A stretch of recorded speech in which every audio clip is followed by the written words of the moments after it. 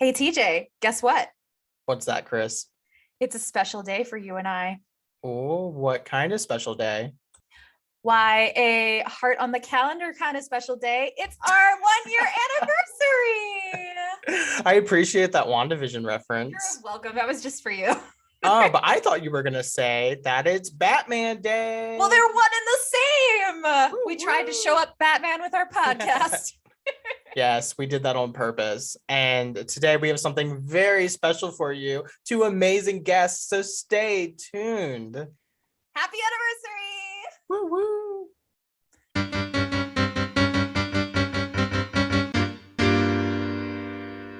Hello and welcome to the Gotham Outsiders, our special 1 year anniversary episode. Not orphan adjacent enough to be a Robin, I'm your host, Bat Obsessive Chris, and one Lazarus Pit resurrection away from his rebellious era, my co-host TJ. Hi everyone. I am your Chris proclaimed Batman acolyte, and I'm getting hit by a crowbar as we speak. Oh God. And it is our 1 year anniversary. So what would we do to celebrate that except for do the thing that we do every other episode, which is scream about the Robins. But we are not donning our pixie boots alone. With us is author of Robin and Making of American Adolescence, Dr. Lauren R. O'Connor. Hello. Hi, thanks for having me. And co-host of Pop Culture Happy Hour and author of our beloved Caped Crusade, returning guest Glen Weldon. Hey guys, thanks you for having me back and congratulations on 1 year. That's awesome. Thank you. Well, we wouldn't be here without you, Glenn. So thank you. It's Shucks. true. Is that a threat? That sounds like a threat. It could be. We had to bring Glenn back. Everyone knows, your book was per Chris, where our origin story for our podcast. And Lauren, we are loving your book. So thank you for your contribution as well. Oh, my Absolutely. pleasure. Thank you for having me. Yeah, we are Absolutely. so excited to talk about All things Robin. yeah. And to start out, we are going to do an icebreaker, a question we've been asking our guests. Who, in your opinion, is the best Bat detective? Lauren, you first. I guess I'll go with the name I'm assuming is going to be coming up a lot here later on, and I'll say Tim Drake. I think the origin story, Tim Drake figuring out who Batman is, who Robin was, that really kind of set the tone for Tim sort of taking over that aspect of the Bat legend. Yes. Definitely. Yeah, I agree. It's Tim Drake because, he's also a role model because he figured out who Robin was just by closely observing Robin. And if my watching the reruns of the Batman 66 television show are any indication, he's a kindred spirit. So I also closely observed a Robin. Absolutely. Honestly, if we start doing this scientifically and tallying it up, Tim is the most common answer we get. Yeah, but we're also baiting with that question. No, sure. I feel like we're all biased. We are selecting the people that we know are going to say Tim, I think. Yeah, but this I'm is not the going to best- challenge you. This is not the best scientific approach, I will agree. But So- he's still the best. He's the best, though. We're just right. But we are stacking the deck. Yes. Both things can be true. Yes. Exactly. So you both wrote a book about Batman and Robin to different degrees on that one. What inspired you to write these, and how did you determine the angles you were going to take? Because you both kind of went different directions with that exploration. After you, Lauren. Why, thank you. Well, I guess I'll start by saying that what I really wanted to write about at first was adolescence. So I started my career, my adult life, I suppose, as an adolescent counselor. So I worked in high schools, with students that are about that age. And I just was really fascinated with how everything I learned in school about how to work with that population was not really all that helpful. There isn't a lot of nuance when you're learning the frameworks for understanding teenagers. And then when you find yourself suddenly in front of several hundred of them, you realize they're all so different, and their life experiences and their social identities, all of these things really kind of factor into who they are and how they move through the world. And I feel like that should be intuitive, and yet it's somehow not what we're taught when those of us who are in education are kind of given the frameworks for understanding our population, our future students. So I really wanted to write about adolescence. And as someone who had also started reading comics and gotten really involved and interested in that world, I kept kind of coming back to this idea of comics and youthful characters as a form of social learning for young readers. What are they kind of figuring out? What are they getting from these comics in terms of what it means to be a teenager and what it looks like to be an adolescent? So that was kind of my approach, sort of like a little, I guess, bass-ackwards way of falling into this. But then the more I looked into it, I found not a lot of academic writing had been done on Robin, and I wondered why, and I have some hypotheses in the book as to why, but it certainly made the research really, really fun because I got to kind of ask those questions and see how the American adolescent had been reflected in this character and filtered through this character over time, and is one that's, basically been with us since the dawn of the so-called American teenager. So I guess that was kind of my inspiration and some of the fun that I had while working on this book. Oh, I love that. That's excellent. I had no idea before reading your book that Robin predates the word teenager. Yeah, that's wild. By like almost no time. I mean, it's very hard, of course, to trace like the first time this word came into being, right? Neologisms are like that, especially pre-internet. It's very hard for us to kind of find when it first entered circulation. But yeah, almost all of the historical sources that have, done that type of digging pinpoint this in like the very early 40s. So right as all these social, political, cultural factors are kind of coming into or coalescing, I guess, and forming the American teenager, we get Robin at almost the exact same time. It's really fun. So Lauren, did the word teen come after teenager, or did they come right about the same time? Yeah, so teenager used to sort of be like a hyphenated thing. And obviously there's a reference there to the years ending in teen, 13 through 19. I think now we have a more expanded understanding of that. We have tweens, we have preteens, we have emerging adults on the other end. But it kind of started out as this hyphenated teenager. But of course, and I argue this in the book, that was kind of a social, cultural response to the adolescent, which was already sort of emerging as a market demographic. Another source for capitalism to sell a bunch of stuff. There it is. Yep. This is fully reminding me of how Twitter discovered that Tolkien created the word tween, and it has been blowing our minds since then. And how about you, Glenn? I had finished a book on Superman, which was pretty much a straight ahead history. And I had decided that if I ever do that again, I would want to not be beholden purely to chronology, because it was kind of like writing a, 70,000 word Wikipedia entry. It just felt like I was just spooling it out. And I figured I wanted to do a deeper dive next time. And my publisher suggested a book on Batman and suggested a book on how great it is that nerd culture is a whole thing now. And the thing that I wanted to do was to try to find the through line of what persisted about the character, but also what changed. And I also wanted to kind of push back on his notion that nerd culture is awesome and great universally, and that and kind of point out that there are some really toxic elements in the fandom and without the fandom. So that was an opportunity to kind of talk about the rise of obsession and how that changed the character of Batman as soon as that was introduced in the 70s, and how that was kind of lined up with a kind of increasing sense of ownership in a lot of the fandoms of various characters, and how that kind of got us to where we are today. Yeah, it's really interesting. I love how you both sort of took a developmental approach, with yours as the development from culture and yours as the development of children, but like through those lenses. It's so interesting how comics can kind of span that whole frame. They were written for very young kids, even pre-teenagers actually, in the beginning, and then that changed right around the 60s and 70s. That changed, and so they became objects that would be fetishized by teenagers and adults in a way, and that changed how they were received. And in both of your books, you discuss Robin and sexuality and queer readings of the character. Can you talk about these topics and what specifically you wrote about in terms of that? Sure, I'll let you take this one first, Glenn. Okay, let's see. I talked about Wortham because he was the one who claimed that the depiction of Batman and Robin in the comics was a homosexual wish dream. One of the things that I note in the book is that he wasn't wrong. He got some things right,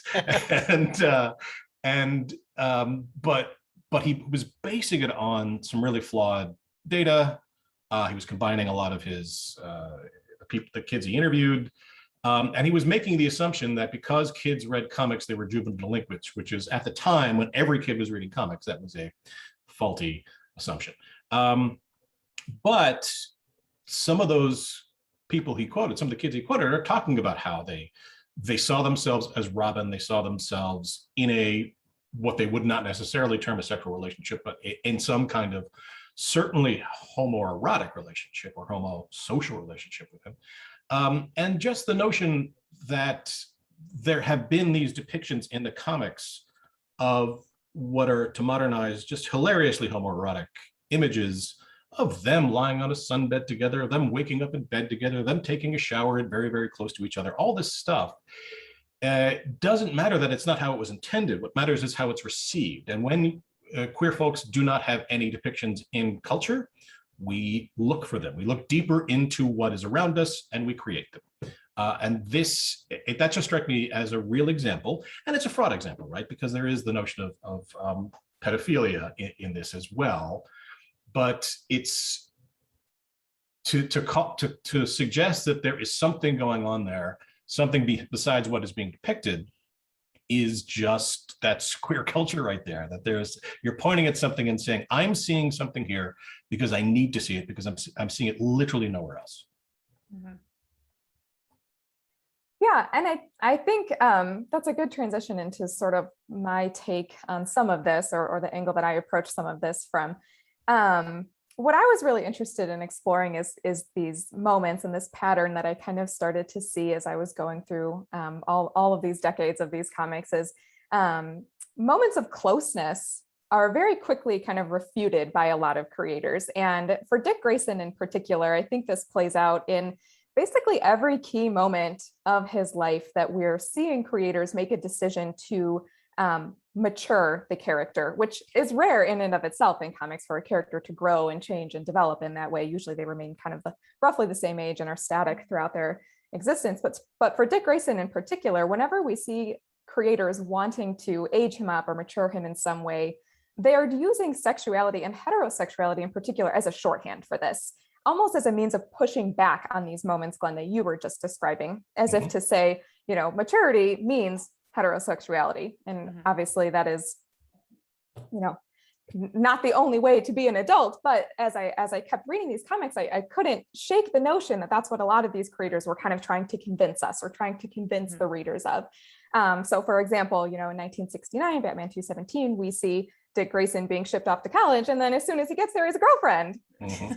Lori, I mean, she kind of comes out of nowhere, and this is a new thing, right? There had been moments up until that point when Dick Grayson was flirted with by or approached by a female character, only to, quickly say, oh, I'm not interested in girls. Okay.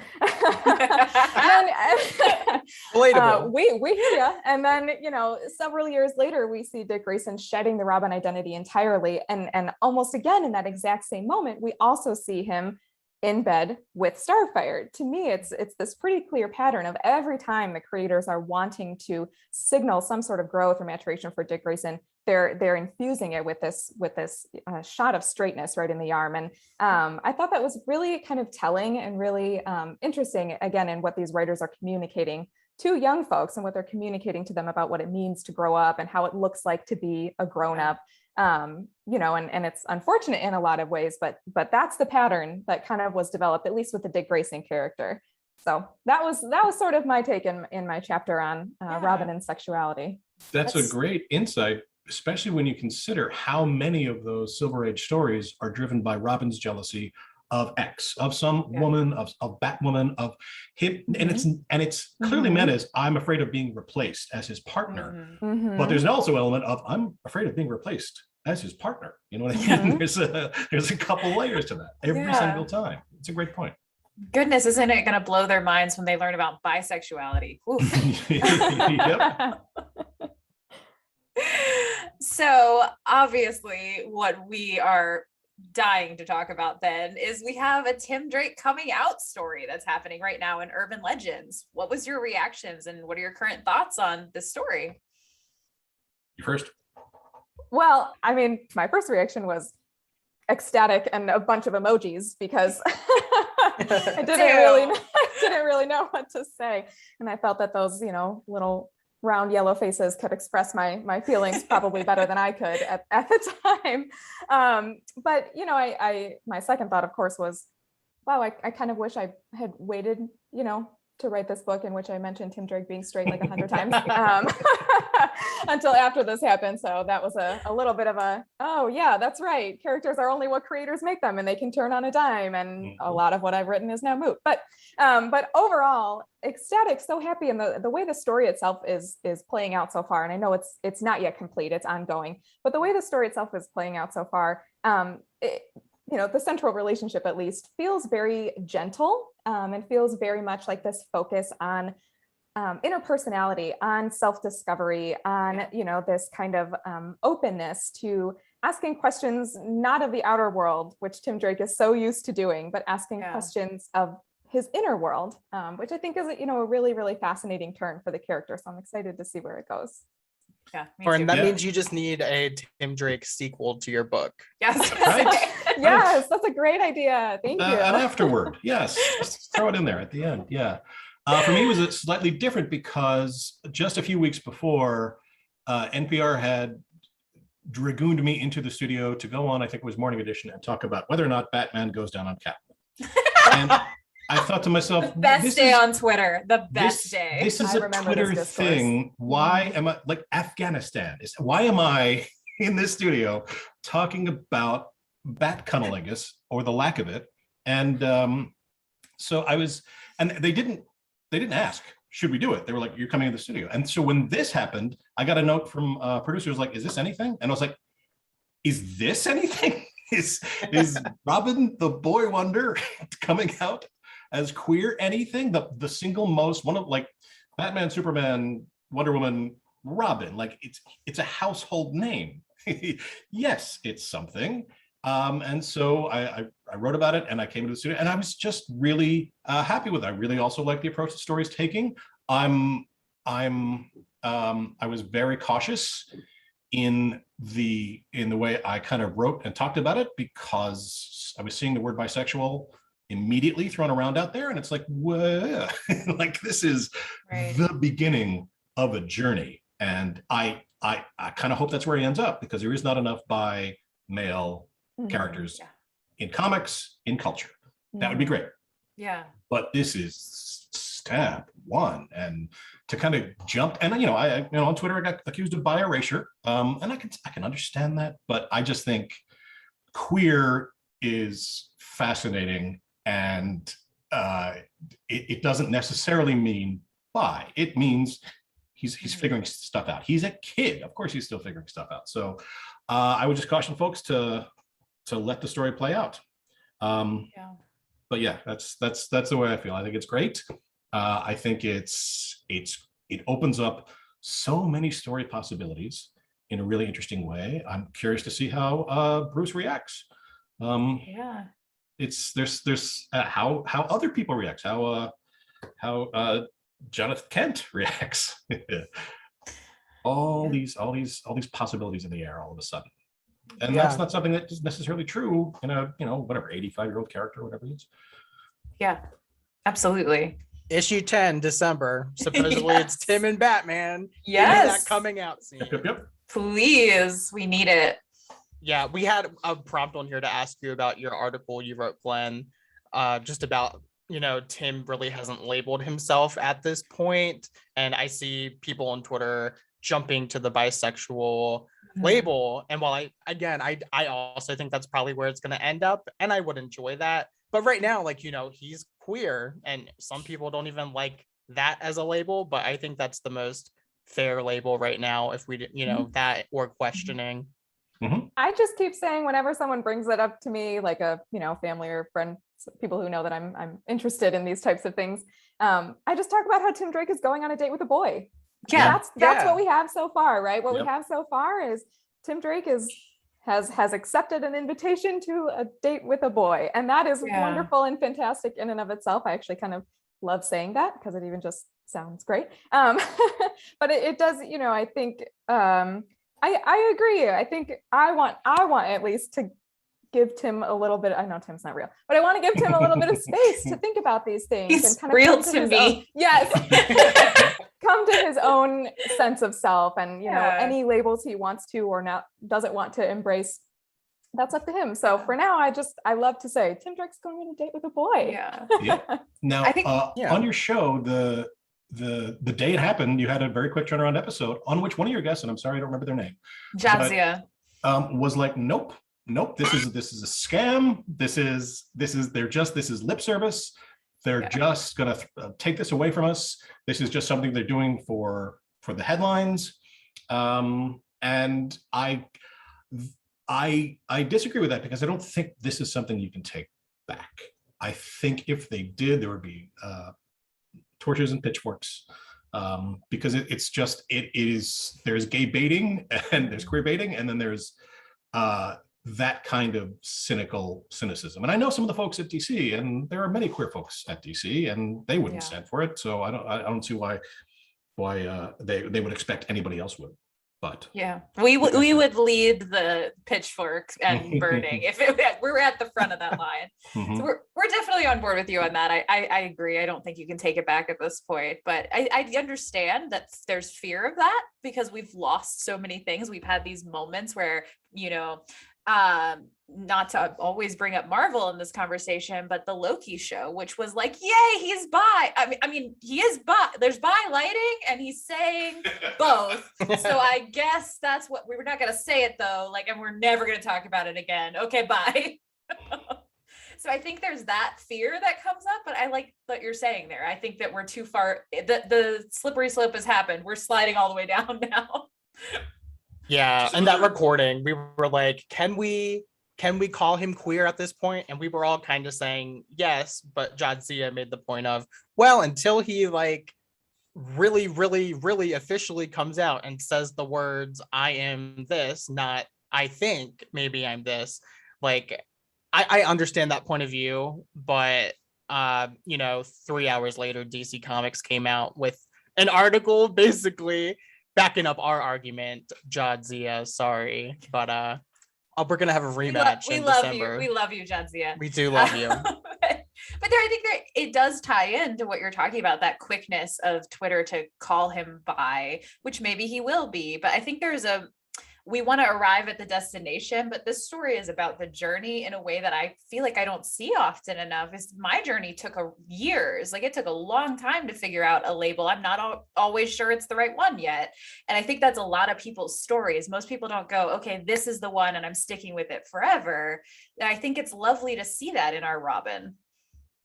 And as important as it is, a part of me, a sliver of me, it always wants to take a step back and go, look at the breadcrumbs we are kind of clamoring over. Look at this one character that goes on a date in a book that doesn't come out every month and is not affecting other books yet. And everybody is so joyous about it. I still am joyous about it. Yeah. But I do see the point that right now this is a toe in the water.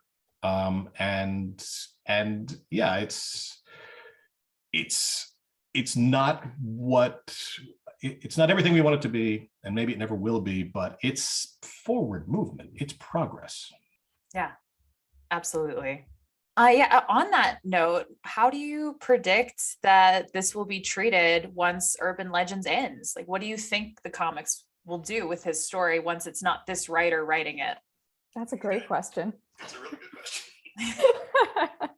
I guess, I'll follow along this thread of conversation that we've had about, sort of not being able to put the toothpaste back in the tube, I guess, for lack of a better metaphor, and say that, I think the reception, at least from what I've seen, and I understand that my perspective is limited because, again, I self-select, kind of who, I guess, whose tweets I'm reading or whose articles I'm reading, whose voices I'm hearing, things like that.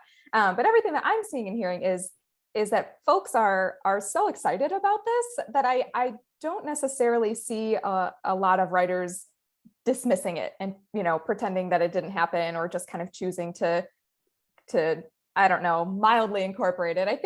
I hope that as writers kind of continue with this story beyond December or beyond whenever this, story itself kind of either concludes or comes to some sort of pause, that I hope at least that creators will kind of take it up and continue and really kind of drive home again this idea of self-discovery as a journey, and especially for young people, again, from my perspective on adolescent culture, it really kind of opens up this opportunity to introduce the idea of introspection and reflection and taking time, with ourselves. I think our young people today especially are just constantly told to be moving forward, thinking about the future, pressured from one angle or another, and this idea of taking time to think about what it is one really wants is really encouraging, and I'd love to see more of that.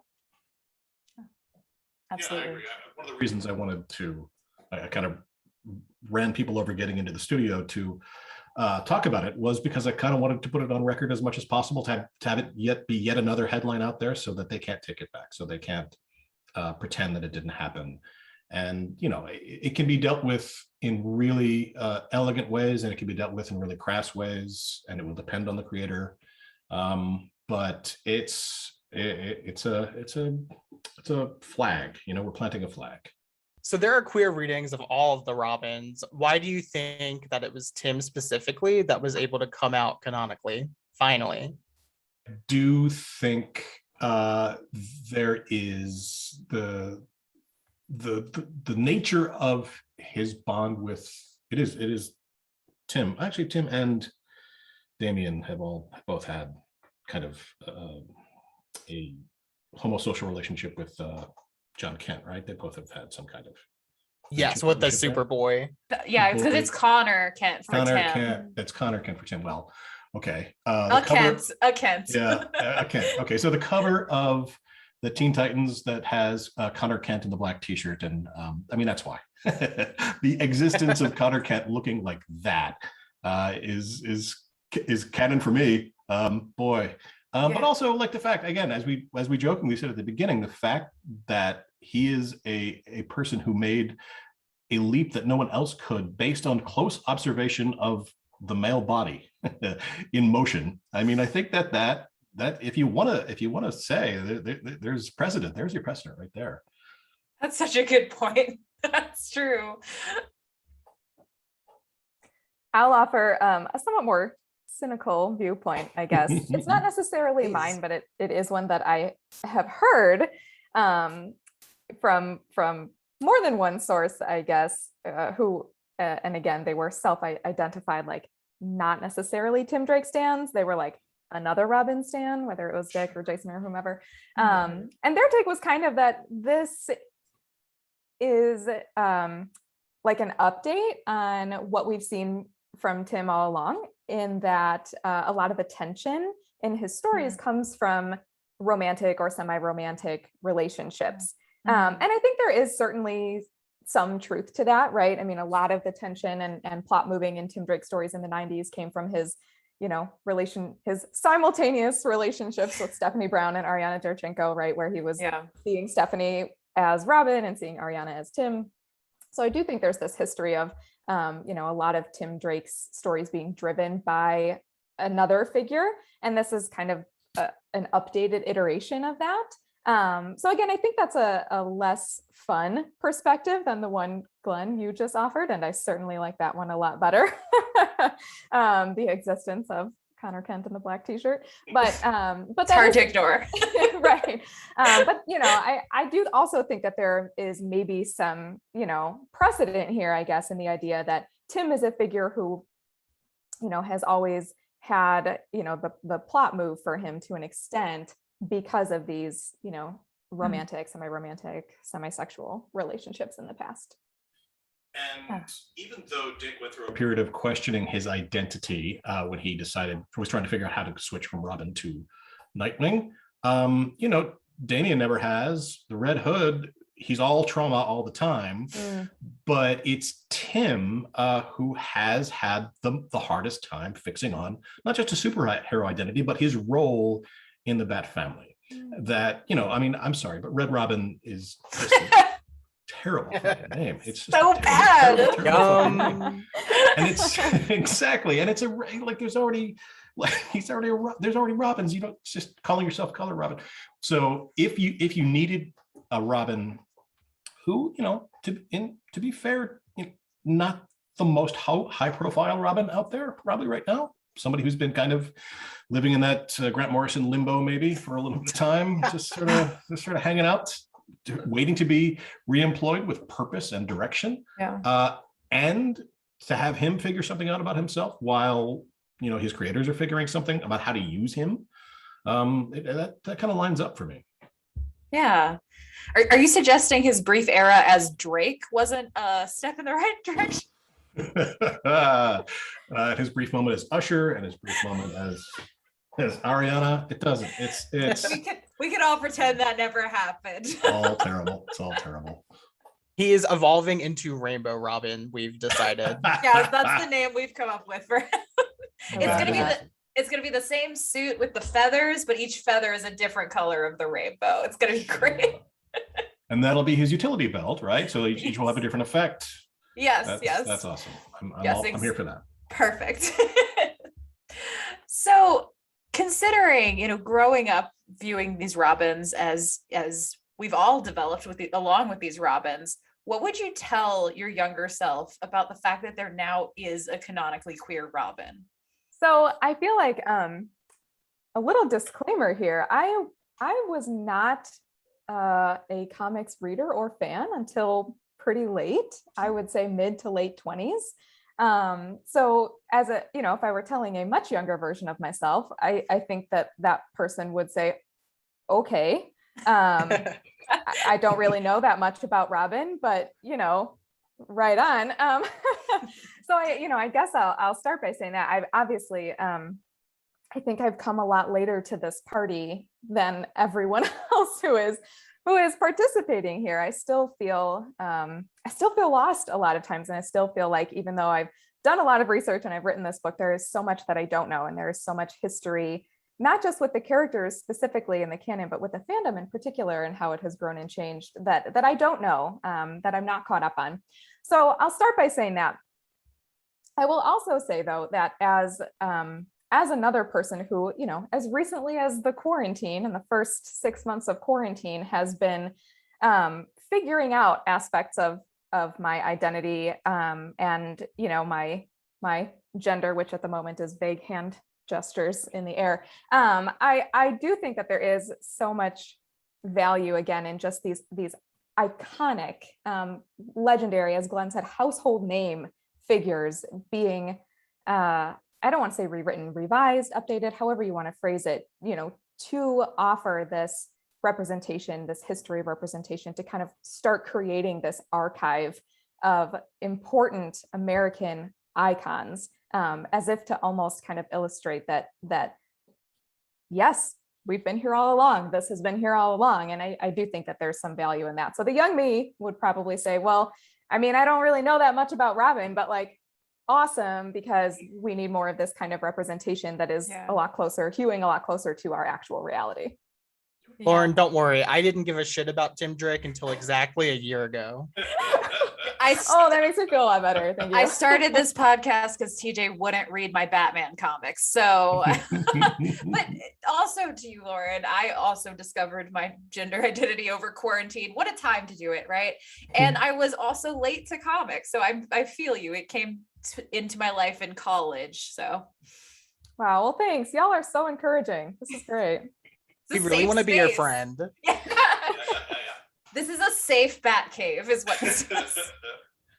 And I was a comics kid, but I didn't come out till I was 25. So I'm exactly reversed. And I would tell my younger self, I mean, I think my younger self would say, duh, because the subtext was so clearly just under the surface. You could see its periscope. But also, I think I would have, I don't know how I would have reacted, because I was dealing with queer characters in comics like North Star, who was almost as soon as he comes out is saddled with an AIDS baby, because that's at the time, that's what it meant. It meant queer, like gay meant AIDS.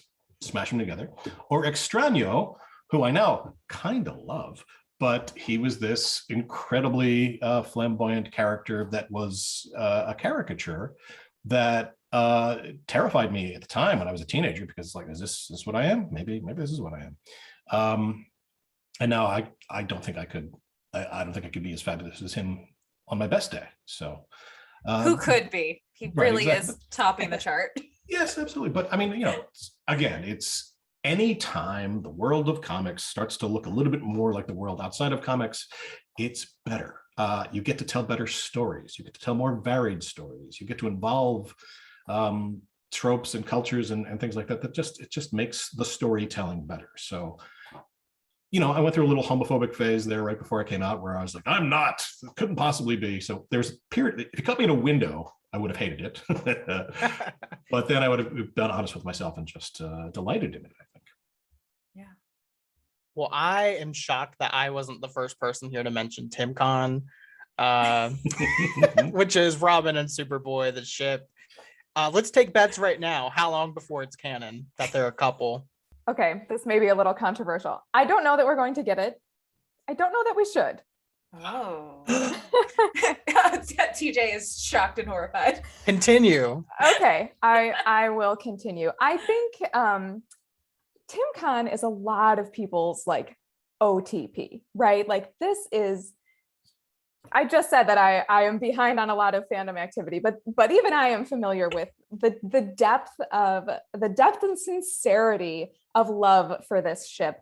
And I'll just say, if I were a writer of comics, which I am decidedly not, but if I were, I would be afraid to touch that. I would be a little bit nervous, because how do you not disappoint people? And how do you not end up frustrating people or complicating things when the fan ecosystem has, you know, they have unfortunately had to go outside of the mainstream to create these narratives and to create these beautiful stories that they want to see being told. But they've already done it, I guess, is kind of my thought process on that. And I'm not sure, you know, what a canon encounter between the two of them would look like, and what it would do to this sort of ecosystem that the fans have created. This is all just off the top of my head. I was clearly not expecting to be asked this question. I definitely want to keep thinking about it though, because I think it's a really good one. You know, if this happens, what would it look like? Yeah, I don't know. Yeah, you made me That think is 5 years. you're just 5 years from now. We're gonna get it. Within 5 years, whoever's brave enough to do it. DC Pride issue number 5 is what you're saying. It's gonna be TimCon on the cover. Yep, that'll be the promotion. Lauren, listening to you talk, I'm trying to imagine how I would feel if they kissed on panel and then inevitably broke up, because they would, right? No comics characters can be together and happy. That's not allowed. It's a rule. So that would hurt. Just thinking about that, I was like, oh no. And you make a great point, because DC is hemmed in by the demands of the marketplace and how often they can publish and what they can publish and what they can depict and what they can't depict. And they're hampered also by, you know, an inconsistent quality in creator. Some people might be able to handle it better. Some people might be able to handle it worse. Whereas once you throw it out into the fan community, you'll get bad ones, but you'll get great ones too. And there's no guarantee when you have to take all of that creation through a very narrow funnel of what they're going to put out, the books they're going to put out in a given month, that it's going to be satisfying. You make a great point, Lauren. Yeah. A dispiriting one, but a good one. I'm sorry, I didn't mean to be a buzzkill. No. Okay. We can hope for a day when they have enough queer writers on staff that we could get a great TimCon. That's what there are some great queer writers over at DC. We just need more, just populate it. Well, I'm thinking now, like, it's so good because we want it so bad. And then once we get it, that longing for it is going to be not as good. I don't know. I still want it. Don't get me wrong, but I hope it lives up to the hype. Yeah. Oh, that would be the hard part, right? Imagine the pressure on that writer. That would be exhausting, I imagine. And now, who is, for both of you, your favorite Robin? And if different, like, who do you think is the definitive or one true Robin, and what makes a definitive Robin? What qualities? Wow, there's a lot to this question. So I'm gonna try and Take your attack time. this systematically. So I am a Jason Todd apologist. Yes. Actually, I'm not an apologist. I don't apologize. Yeah, I'm not sorry. Why would you? Yes. Why would you? He's great. I'm not sorry. I just, I think again, from my perspective and within this context, like thinking about this character being introduced in the 1980s as this urban figure, that carries a lot of these markers, this urban fear, I think that was, a result of, Reagan policies and Reagan language and things like that. Of course, it's all kind of filtered through the prism of whiteness, so it's very different than what a lot of the discourse I think back then was probably actually sounding like I wasn't really alive. But I think that just the way that this figure was so drastically different, at least post-crisis, from the original Robin is fascinating and really kind of creates, since especially Judd Winnick's resurrection of Jason Todd as Red Hood, I think, creates this really interesting dynamic that allows writers of Batman and Jason Todd stories to explore their very different approaches to morality and to justice. And that is very compelling to me. So I guess I will say that. I also just kind of appreciate like Jason's, can I curse on this? I don't know. Absolutely. Okay. We're very I appreciate Jason's just like, fuck you attitude. I Yes. appreciate his like the rather snarky humor that he's typically written with, not always, but typically. So I definitely appreciate that. Of course, to answer the second part of your question, I think if there were to be a one true Robin, it would probably, in most people's minds, be Dick Grayson. He was Robin for the longest and is, synonymous with the figure in a lot of television shows and film adaptations. But for me personally, part of what makes Robin Robin is that malleability, is that Robin can change. Robin can be Dick Grayson, Robin can be Jason Todd, Robin can be Stephanie Brown, Robin can be Duke Thomas, right? Robin can change in a way that Batman remains very static. And I think this again is a reflection of the liminality that we expect and kind of place on adolescence. Adolescent identity is a lot more fluid in our eyes than adult identity. Adult identity, we tend to look at, societally at least, as static, as fixed. Once you reach a certain age, that's kind of it. And, as I mentioned 5 minutes ago, I am learning firsthand that is not the case. Adult identity continues to grow and change, and we become ourselves more and more the longer we go on. But I think that's generally not the way we tend to look at it. We tend to place the expectations of growth and maturation on people up to about age, well, it used to be a lot younger, but now I would say up to about age 25. And then beyond that, you're cooked, you're done, take it out of the oven. Here's a fully formed human. And I think that's sort of been the case for Batman. I mean, obviously different writers take the figure in different directions to some extent, but part of what makes Robin Robin, at least to me, is the fact that Robin can be anyone, the fact that Robin can be different, and Robin is always different. So I guess that's what I would say. And that would be also what I see as one of the essential traits, at least to answer the third part of your question, TJ, what I see as one of the essential traits of Robin is this malleability, this flexibility, this fluidity that we don't get from Batman, who's static and rigid in a lot of ways. A+ answer. Yeah, truly. Thank you. I love the idea of Batman is just in arrested development and all the Robins aren't. Well, there's really something to that, right? Because originally Robin was introduced to be a contrast to Batman, to lighten him up. And once you get into the world of Jason Todd, who was always kind of surly when he was Robin, and then became incredibly Jason Todd, Red Hood, when he was Red Hood, that's like taking your father figure and extending it even darker. And same thing with Damian, right? So the idea that, and my personal adolescence was a process of deciding who I was by deciding who I'm not, right? So I don't like the music my parents like. I don't like the music my friends like. I don't like this thing that my friends like. This is who I am. That notion of contrast, I think, is important to the character. And one of the things about Tim is he has so many of the kind of emotional and intellectual gifts of Batman, of Bruce, that he's kind of an extension of him in a way that Dick is clearly not. They've had a lot of conflicts over the years, and Dick strikes me maybe as the most mentally healthy of the Robins, the one who's least hung up, the one who is least obsessed, who is doing good because he wants to do good, not out of any kind of obsessive need. It seems like he's the one who can take the biggest picture, because of course he now has this role as the mentor of the Robins, and I think touching on what Lauren said, I think just because of who I am and because I grew up on Adam West and Burt Ward, like Dick Grayson is the essential Robin for me, and it's a really basic choice, but that's who I am. Yeah, so related to that, Stephen Leva, past multi-guest of our show, including a time with you, Glenn, when we talked about the Snyder Cut, he likes to ask his class, because he teaches on Batman, does Batman need a Robin? And I'm curious what you two think. I'll kick it up real quick. In my book, I kind of talk about how there's a cycle where he goes from being a lone adventurer of the night to Batman and Robin to leader of a big brood of people, and then back to, I think that cycle is important, and that's part of how he stays relevant. I think he adapts to the needs of the storytelling of the moment, the culture of the moment, and he will always go back. He started off as a lone grim avenger of the night, and he will always return to that. But his role as a father figure to one person or to several is just it's an essential part of his character.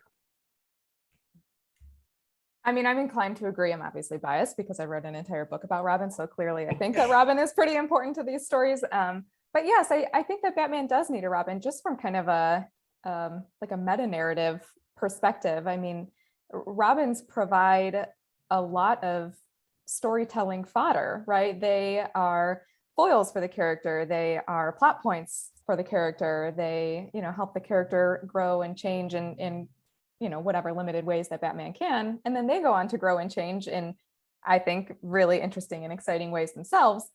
So I do think that Batman needs a Robin, because we as readers kind of need a Robin. I agree fully. I think this podcast is definitely on that side of things. I personally find the ones that don't have Robin in it very boring. So And speaking of stories with Robin, do you guys have any personal favorite ones, or like an essential one that you like has to be read? I always go back to that Teen Titans arc where he's trying to figure out what he's going to be next, where he's giving up the costume and the pixie boots, and he's trying to figure it out. And then that staircase reveal, he's like Auntie Mame descending the staircase in good Lord, the gayest costume that it is possible to come up with. I mean, holy crap. So that's a personal favorite. Lauren, what about you? Well, I'll agree. I'm certainly partial to that segment of the Marv Wolfman and George Pettis Teen Titans as well. I think, just to provide some contrast, I want to just take a second to highlight, because we haven't really talked about her yet, Stephanie Brown, who was Robin for a very, very, very short time. And, as I mentioned in my book, was never really meant to stick as Robin. But I think that is very instructive for us. And I think, for us as comics fans and Robin fans and readers, I just think kind of understanding some of that history is really important, and looking what characters or what writers have done with this character in the past is really vital. So as much as it's kind of depressing, and here I am being a buzzkill again, how did this happen? Oh no. I'm generally a relatively cheerful person. I do think that that Stephanie Brown story that was featured in Robin, as well as in the subsequent War Games massive crossover, it is really important, and it's very, instructive in terms of how we think and thought about teen girls. So if I can go on like a very, very, very small tangent here. we also love Stephanie here, so you're among friends. I think there's been this, and you can disagree with me if you like, certainly, but I think there's been this really big reckoning lately in terms of how we talk about our young, sexy women from the early 2000s, right? We have the reframing Britney Spears, and we have people revisiting Paris Hilton thanks to her documentary. And I just read a lovely piece on Vox today about Aaliyah and how she was talked about in the late 90s and 2000, 2001 up to her death. And I think as we're kind of revisiting a lot of these narratives, I keep coming back to seeing Stephanie Brown as the same kind of figure, right? Like, I think we need to look back at Stephanie Brown and say the same things that we did to Britney Spears and Paris Hilton. You know, these writers also kind of did to Stephanie Brown, right? She's very sexualized. She's very beautiful. She is an object of affection. And then she kind of just gets beaten up and killed / not killed, but out of the story for a really long time until she's miraculously revealed to have been alive all along. But I think that same sort of those same sorts of themes that were kind of circulating in popular culture in the early 2000s around these like hot young women were affecting how Stephanie Brown was being portrayed as well. So something that I'm really interested in is kind of taking this reflective tone that we see around these real life people and applying that same sort of like theoretical framework, for lack of a better term, to Stephanie Brown. So I'll just put that out there. If any of y'all haven't read those Robin issues or the War Game story in which Stephanie meets her very unfortunate, very violent, very sexualized demise, go check them out. They're instructive. Yeah, if we're going to talk about War Games, the only reason she becomes Robin at all is to get back at Tim. Like, it is a petty move on Batman's part to go, you're going to leave me, so I will punish you by making your girlfriend Robin, which is a lot to unpack.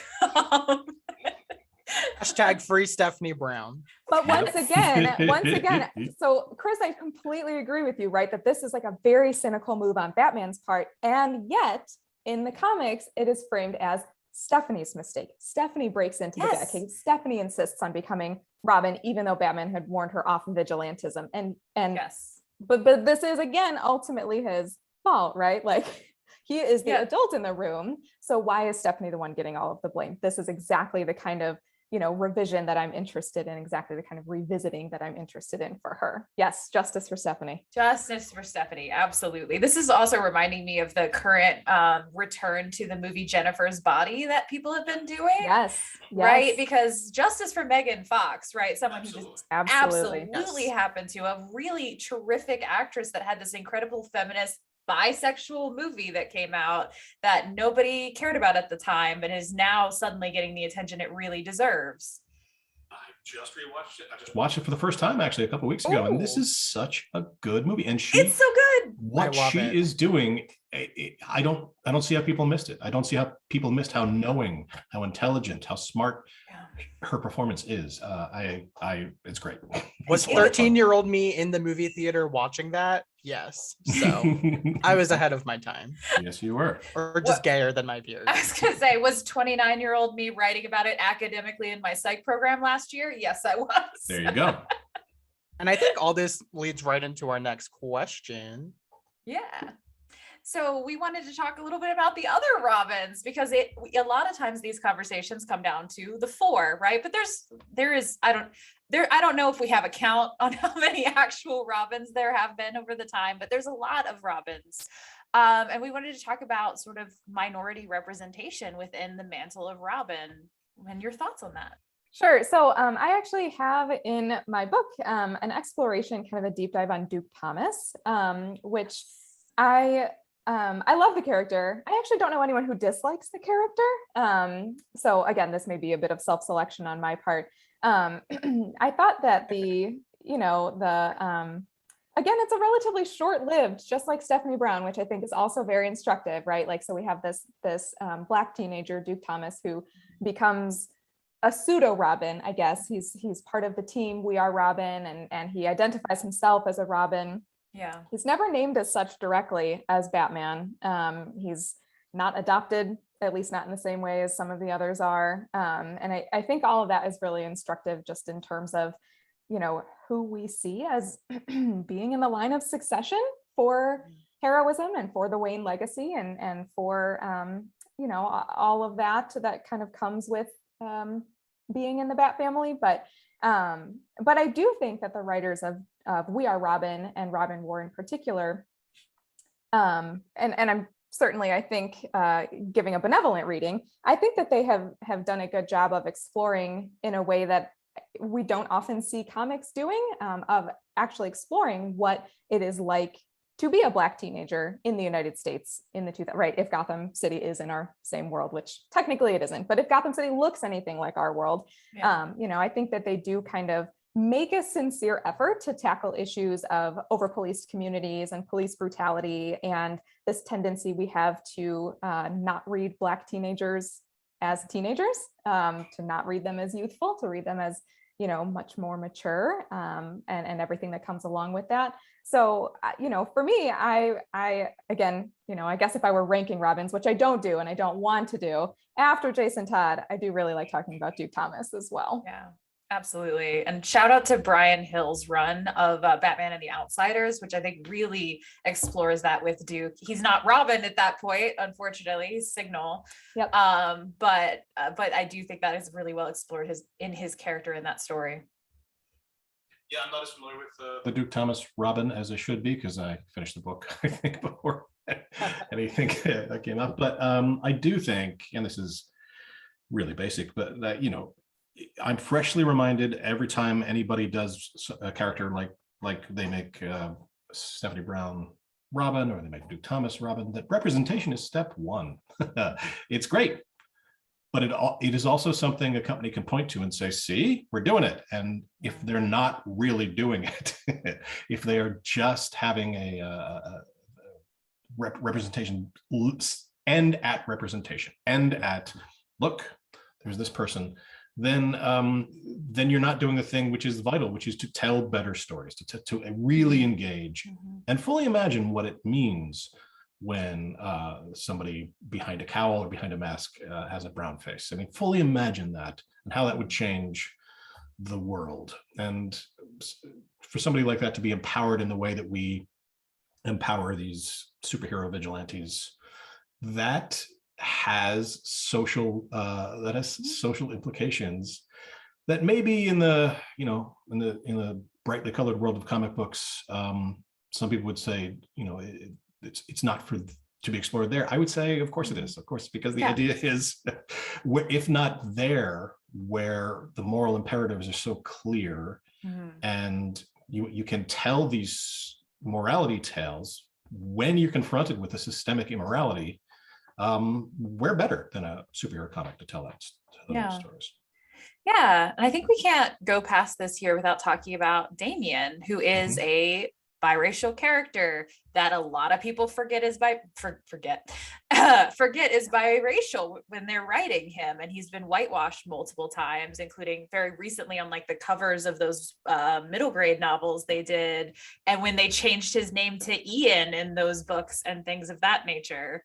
And do you have thoughts on sort of that, like the way he's been presented and or not presented in his heritage, I guess, a lot of the time?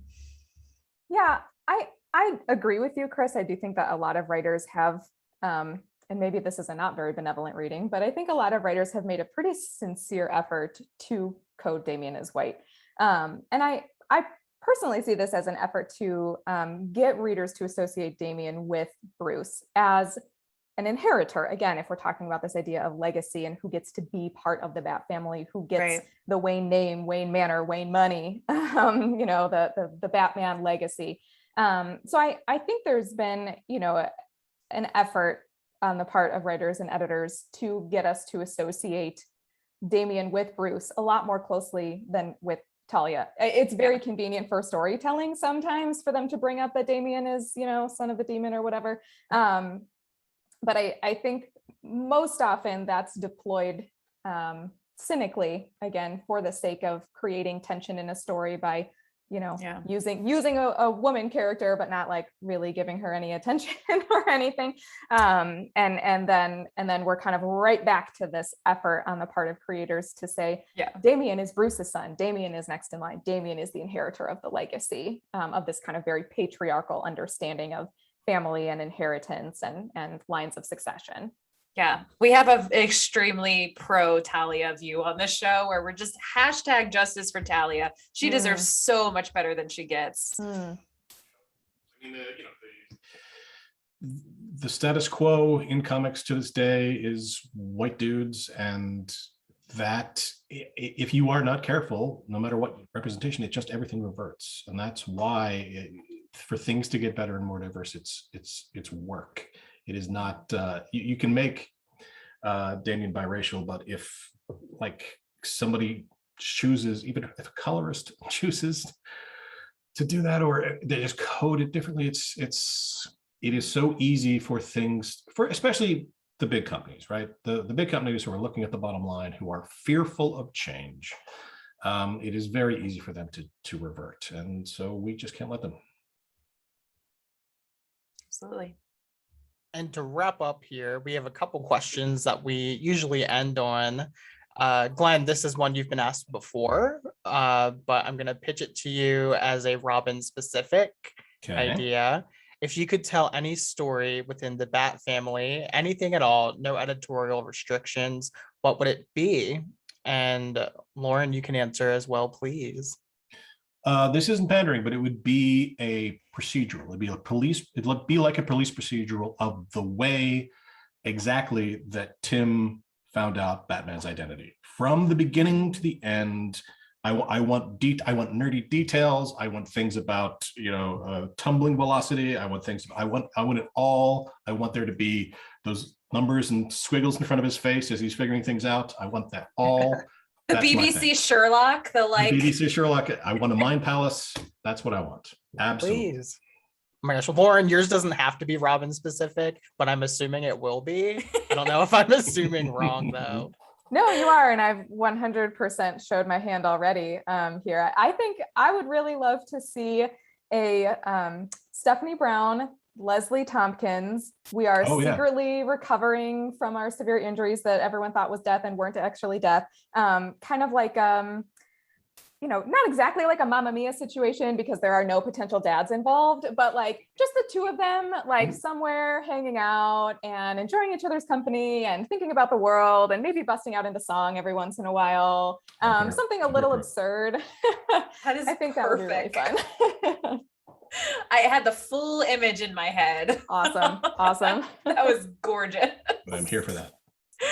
So we also like to ask our guests our more recent question we've added. What is the most ridiculous DC Comics hill you will die on? So for example, back during Pussygate, if we're going to call it that, we had one of our guests that was like, he definitely does do that.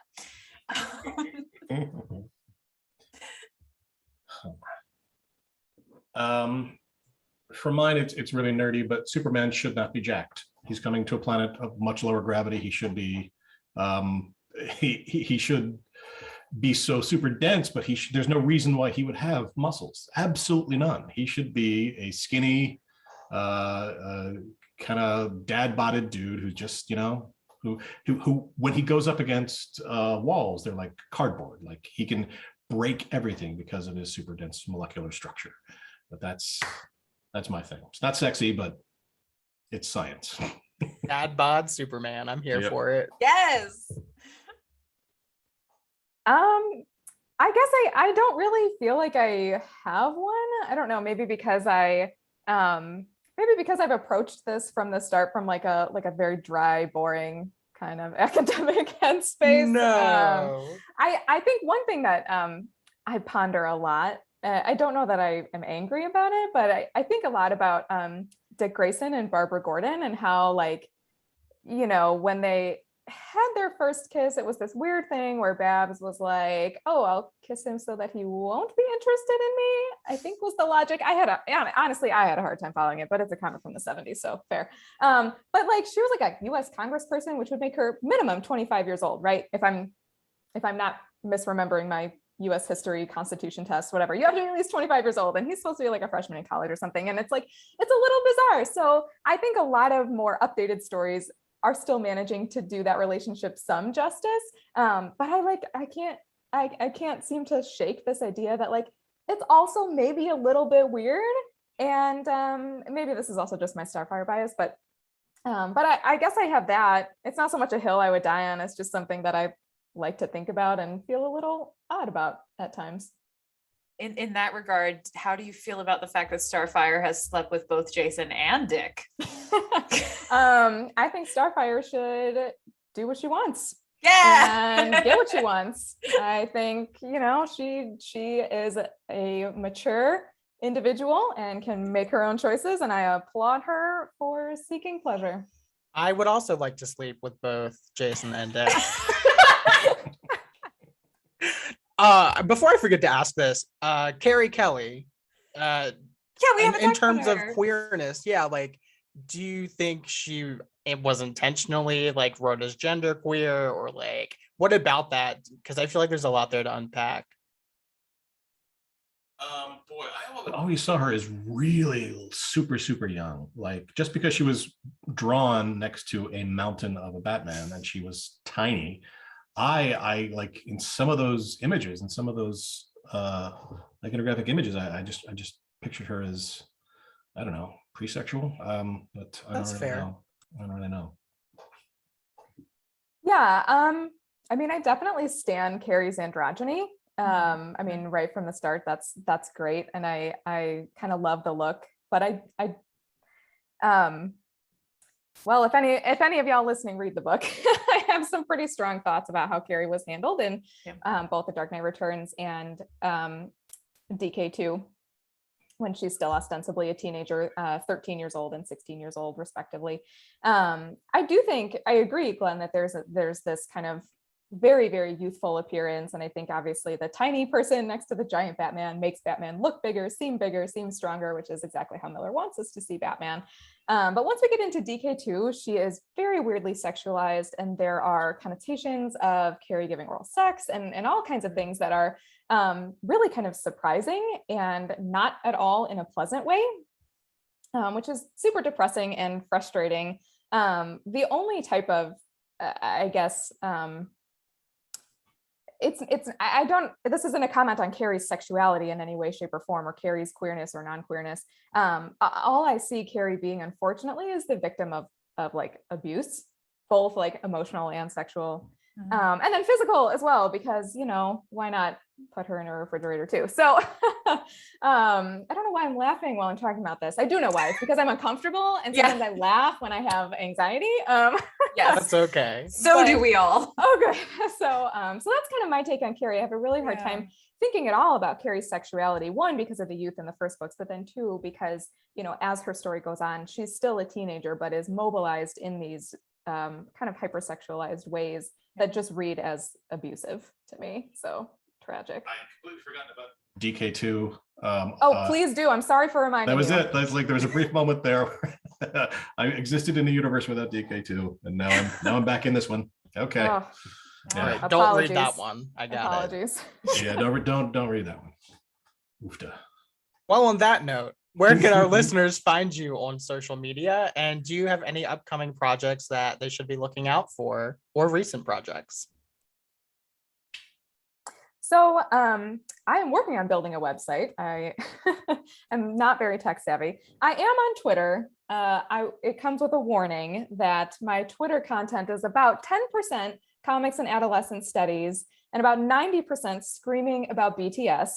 That sounds perfect. All right. So if anyone is interested in that, today is Jungkook's birthday, by the way. The day we're recording this, at least. Happy birthday, Jungkook. I am at LROCon15 on Twitter. I don't have a lot of upcoming projects. I'm starting teaching at 2 new schools this fall, which is very exciting. And one of my classes actually is about sidekicks.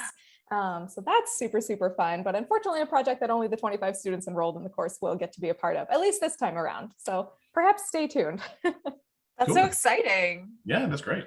I'm waiting for that sequel, Tim Drake, queer. All right, it's coming.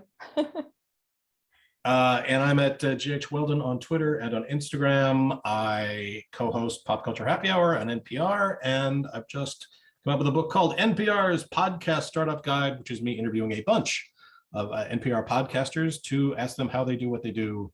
And it's a really basic introduction to the art of podcasting that you both have all just sailed past. It's not for you. You are You're sweet. way past. You're doing a good job.